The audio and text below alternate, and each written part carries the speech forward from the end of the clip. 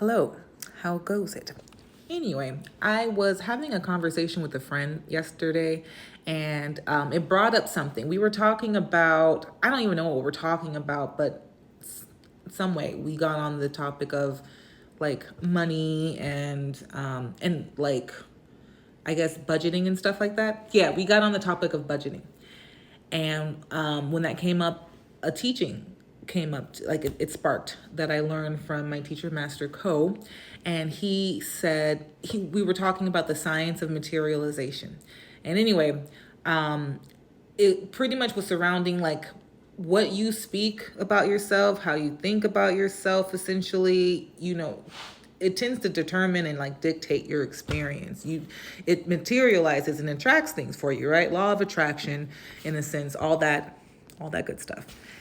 And so when that topic came up, he was talking about like the way you talk about money, for instance. This is we were surrounding money, and sometimes people have a tendency, to say like, oh, well, I'm broke, or even like joking colloquially, like just like, oh, I don't have any money, and stuff, or yeah, like just saying like awful things like that, you know what I mean? Like you shouldn't say stuff like that essentially about yourself, like even jokingly. Like I know it's just like, oh, you shouldn't take it so seriously, but like you kind of do, because it's in a sense that universally, if you think of it spiritually, the universe doesn't really know the difference between a joke, sarcasm, or the other. So like I know like I love me some dark humor. I love me like sometimes I've even dug into the whole like I'll like just degrade myself in a sense, like for laughs, but that was during a time where I had like a low sense of self-worth. And so now I understand how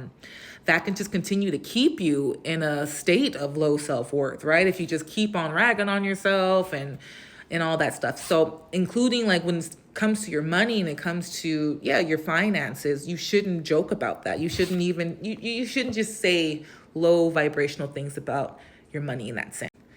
So he came up with a term, or like I learned a term from him, to say when, let's say, money's a little bit tight, for instance, and you've been invited to go out to dinner or go on a vacation or whatever the case may be, and it's just not, for you at that moment. So what you would say instead of I'm broke or I don't have any money, you would say like, you know what? Thanks, but it's just not in the budget.